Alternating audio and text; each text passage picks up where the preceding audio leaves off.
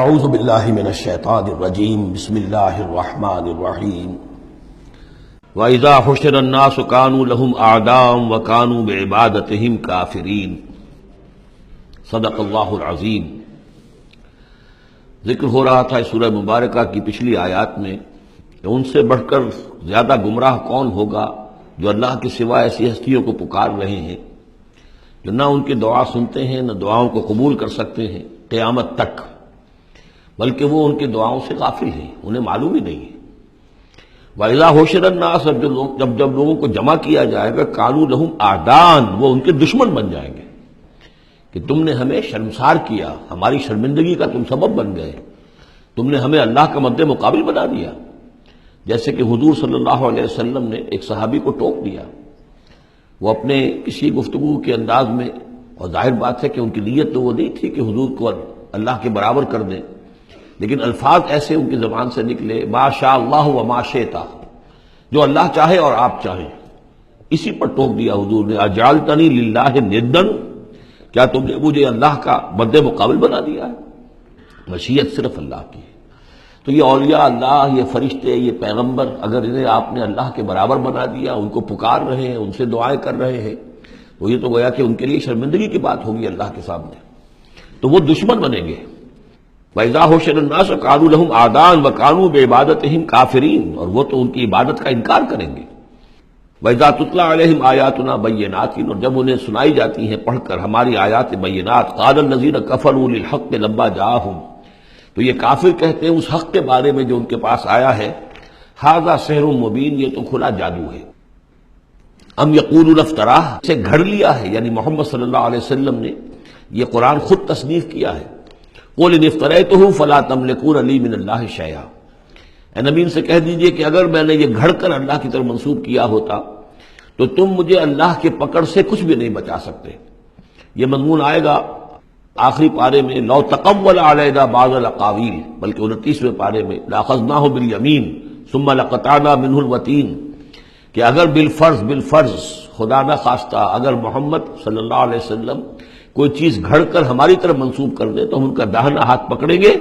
اور پھر ان کی رگے جان کو کاٹ دیں گے۔ ظاہر بات ہے کہ یہ صرف اس میں جو غصہ ہے وہ ان لوگوں پر ہے جو کہہ رہے تھے۔ هو عالم بما تفیدون فیہ اللہ تعالیٰ خوب جانتا ہے جن چیزوں میں تم لگے ہوئے، جو کچھ تم کہہ رہے ہو، جو تمہارا ظاہری قول ہے اس کو بھی جانتا ہے، اور جو تمہارے دل میں چھپا ہوا اسے بھی جانتا ہے۔ کفا بہ شہیدا بینی و بینکم اور وہ کافی ہے بطور گواہ میرے اور تمہارے مابین، وہ جانتا ہے کہ میں اس کا رسول ہوں، اس نے میرے پاس وحی بھیجی ہے۔ وہو الغفور الرحیم اور وہ بخشنے والا ہے، رحم فرمانے والا۔ قل ما کنت بدعا من الرسل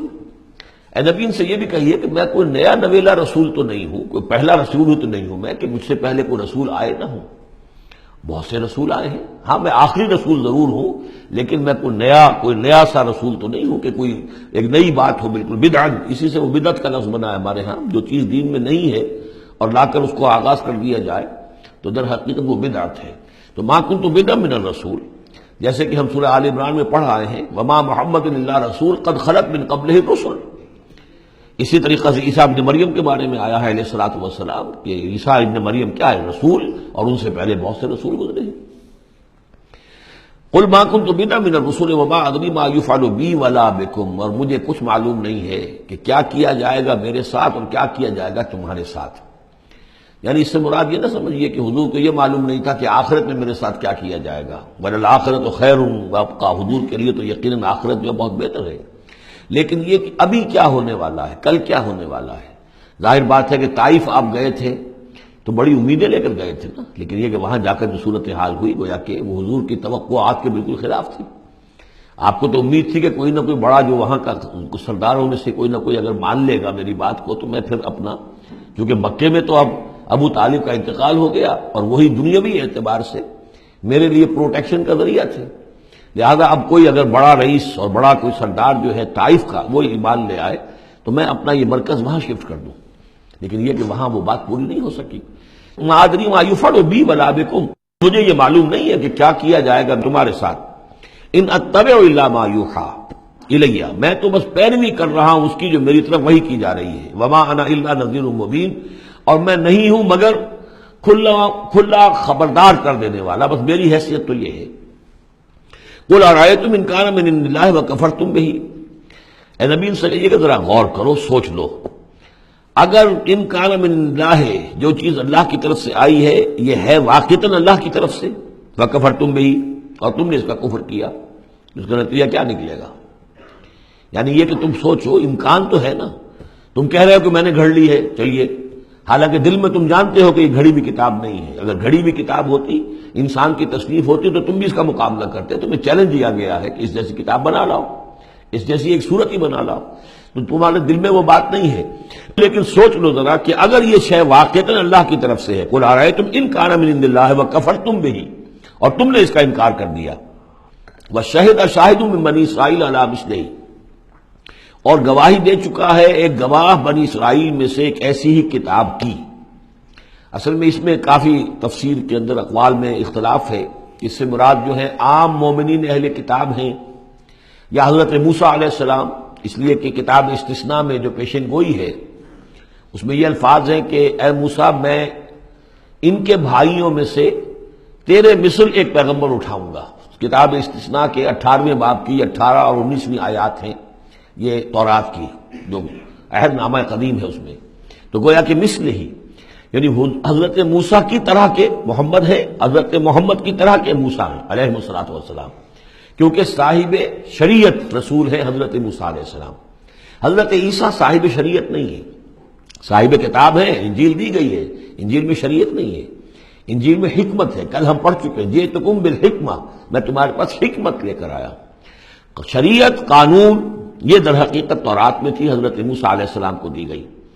اور یا پھر محمد الرسول اللہ صلی اللہ علیہ وسلم کو قرآن دیا گیا، اور یہ آخری اور کامل شریعت دی گئی۔ فآمنوا واستکبرتم، تو وہ تو ایمان لے آئے اور تم استکبار کر رہے ہو۔ یعنی یہود میں سے تو بہت سے علماء ایسے بھی تھے، بہت زیادہ نہیں لیکن تھے، عبداللہ ابن سلام رضی اللہ تعالیٰ عنہ بہت اہم ان کے علماء میں سے تھے، وہ ایمان لائے ہیں، تو وہ تو ایمان لے آئے، فاستکبرتم، اور تم استکبار میں اور گھمنڈ میں پڑے ہوئے ہو۔ ان اللہ لا یہدی القوم الظالمین، اللہ ظالموں کو ہدایت نہیں دیتا۔ وقال الذین کفروا للذین آمنوا لو کان خیرا ما سبقونا الیہ، اور کہا ان لوگوں نے جنہوں نے کفر کی روش اختیار کی ان لوگوں کے بارے میں جو ایمان لائے، کیونکہ ان میں سے زیادہ تر جو حضور کے آس پاس ہوتے تھے، اس لیے کہ بہرحال ان میں بڑے بڑے لوگ بھی تھے جو ایمان لائے تھے حضور پر، حضرت عثمان ابن عفان بھی تھے، بڑے بڑے گھرانے کے فرد تھے، عبد الرحمن ابن عوف بھی تھے، وہ بھی کوئی غرباء اور فقراء میں سے تو نہیں تھے، طلحہ اور زبیر بھی تھے تو وہ بھی بڑے اونچے خاندانوں سے تھے، لیکن یہ کہ عام طور پر حضور کے آس پاس جو ہوتے ہیں یہ لوگ اپنے اپنے کاموں کے اندر بھی مصروف ہوتے تھے، لیکن جو غرباء تھے وہ حضور کے ارد گرد زیادہ موجود رہتے تھے، اور یہ بات بار بار آ چکی ہے حضرت نوح کے بیان میں بھی اور پھر حضور کے بارے میں بھی کہ اے محمد تمہارے گرد تو ہم بیٹھے ہوتے ہیں ہمارے کمی کاری لوگ، بڑے گھٹیا لوگ، ہمارے پست طبقات کے لوگ جو ہیں، کوئی غلام ہے ہمارا، کوئی اور یہاں پہ محنت مزدوری کرنے والا ہے، تو ہمارے شایان شان نہیں ہے کہ ہم آپ کے پاس آ کر بیٹھیں، یعنی ذرا ان کو اپنے سے دور کرو، جس پر کہ اللہ تعالیٰ نے کئی مرتبہ یہ فرمایا کہ اے نبی آپ ان کی بات پر نہ جائیے، اور کہیں ان اہل ایمان کو کہ جو صبح و شام اللہ کو پکارتے ہیں اور اللہ کی رضا جوئی میں لگے ہوئے ہیں، ان کو کہیں آپ اپنے سے دور نہ کر دیں، اگر ایسا آپ کریں گے تو یہ ظلم ہو جائے گا۔ لیکن بہرحال ان کا کہنا یہ تھا کہ اگر یہ لوگ جو ہیں، اگر واقعتاً یہ خیر ہوتا، لو کان خیرا ما سبقونا، اگر یہ واقعتاً خیر ہوتا قرآن اور یہ دین، تو یہ لوگ جو ہے یہ اس میں سبقت نہ کرتے ہم سے، بڑے ہم ہیں، سمجھدار ہم ہیں، دانشور ہم ہیں، ایلیٹ آف دی سوسائٹی ہم ہیں، تو ہم نے تو پیش قدمی کی نہیں ہے، لیکن یہ لوگ پیش قدمی کر رہے ہیں، تو اس کا مطلب ہے کہ یہ بات بھی گھٹیا ہی ہے جو تم پیش کر رہے ہو، جس کو گھٹیا قسم کے لوگ قبول کر رہے ہیں، یہ طنز ہے اس میں چھپا ہوا۔ وقال الذین کفروا للذین آمنوا لو کان خیرا ما سبقونا وَإِذْ لَمْ يَهْتَدُوا بِهِ فَسَيَقُولُونَ هَذَا إِفْكٌ قَدِيمٌ، اور جب یہ اس قرآن کے ذریعے سے ہدایت نہیں پا رہے تو کہتے ہیں کہ یہ تو گھڑی ہوئی چیز ہے، افک ہے، پرانی شے ہے۔ وَمِن قَبْلِهِ كِتَابُ مُوسَىٰ إِمَامًا وَرَحْمَةً، حالانکہ اس سے پہلے موسیٰ کی کتاب موجود تھی اور اب بھی ہے، امامًا ورحمہ، وہ بھی رہنمائی کرنے والی ہے اور رحمت ہے۔ وَهَذَا كِتَابٌ مُصَدِّقٌ لِسَانًا عَرَبِيًّا، اور یہ کتاب نازل ہوئی ہے اس کی تصدیق کرتے ہوئے، یعنی تصدیق دونوں معنی میں، ایک تو کہ قرآن تصدیق کرتا ہے کہ تورات اللہ کی کتاب تھی، اللہ کی کتاب ہے، اگرچہ اس میں تحریف کر دی گئی ہے لیکن بہرحال اللہ کی کتاب تھی۔ انا انزلنا التوراۃ فیہا ھدی ونور، ہم نے تورات نازل کی تھی، اس میں ہدایت بھی تھی، نور بھی تھا۔ پھر انجیل کے بارے میں فیہ ھدی ونور، قرآن دونوں کی تصدیق کرتا ہے۔ دوسری یہ کہ تورات میں اور انجیل میں جو پیشین گوئیاں تھیں ان کا مصداق بن کر قرآن آیا ہے، تو قرآن مصدق ہے لساناً عربیًا، اور بڑی ہی عمدہ فصیح اور بلیغ عربی زبان میں ہے، لینذر الذین، تاکہ خبردار کر دیں ان لوگوں کو ظلموا جنہوں نے کہ کفر کی روش اختیار کی، خبردار کر دینے کی ذمہ داری ہے۔ اور اسی لیے یہ جو آسان زبان میں ہم نے اس کو اتارا ہے تاکہ ہر شخص تک یہ بات پہنچ جائے۔ وَبُشْرَىٰ لِلْمُحْسِنِينَ، اور جو ایمان اور اسلام اور احسان کی روش اختیار کریں ان کے لیے یہ بشارت بن جائے۔ ان الذین قالوا ربنا اللہ ثم استقاموا فلا خوف علیہم ولا هم يحزنون، یقیناً وہ لوگ، یہ وہی الفاظ آ گئے جو سورہ حمیم سجدہ میں آئے تھے، جنہوں نے کہا ہمارا رب اللہ ہے پھر اس پر جم گئے۔ اور میں نے عرض کیا تھا، وہ پھر دوبارہ عرض کر رہا ہوں کہ استقامت میں قیامت مضمر ہے۔ جنہوں نے کہا ہمارا رب اللہ ہے پھر اس پر جم گئے، یعنی پھر راضی برضائے رب رہنا، اسی پر توکل کرنا، اسی کی رضا جوئی کو اپنی زندگی کا مقصد بنانا، پھر اس کی اطاعت کرنا، اس کے احکام کی پابندی کرنا، اور اس کے جملہ جو بھی اس نے ذمہ داریاں عائد کی ان کو پورا کرنے کے لیے تن من دھن لگا دینا، یہ سب استقامت میں شامل ہے۔ استقامت کے معنی کیا ہے؟ جیسے کہ میں نے آپ کو بتایا تھا کہ حضور سے ایک صاحب نے یہ پوچھا، بلکہ کہا، فرمائش کی کہ مجھے تو کوئی ایک بات ایسی بتا دیجئے جس سے میں پلے باندھ لوں، میں زیادہ لمبی چوڑی باتیں نہیں سمجھ سکتا۔ حضور نے فرمایا، قل آمنت باللہ ثم استقم، کہو کہ میں ایمان لایا اللہ پر، پھر جم جاؤ، ٹھک جائے تمہارا دل اس کے اوپر کہ واقعتاً پالن ہار وہی ہے، پروردگار وہی ہے، حاجت روا وہی ہے، مشکل کشا وہی ہے، اور وہ ہماری دعاؤں کا سننے والا وہی ہے۔ پھر یہ کہ اسی کے لیے انسان ہمتاً اپنے آپ کو وقف کر دے، ان صلاتی و نسکی و محیای و مماتی للہ رب العالمین۔ ان الذین قالوا ربنا اللہ ثم استقاموا فلا خوف علیہم ولا هم يحزنون، یہ استقامت والے جو ہیں تو اولیاء اللہ ہو گئے نا۔ پھر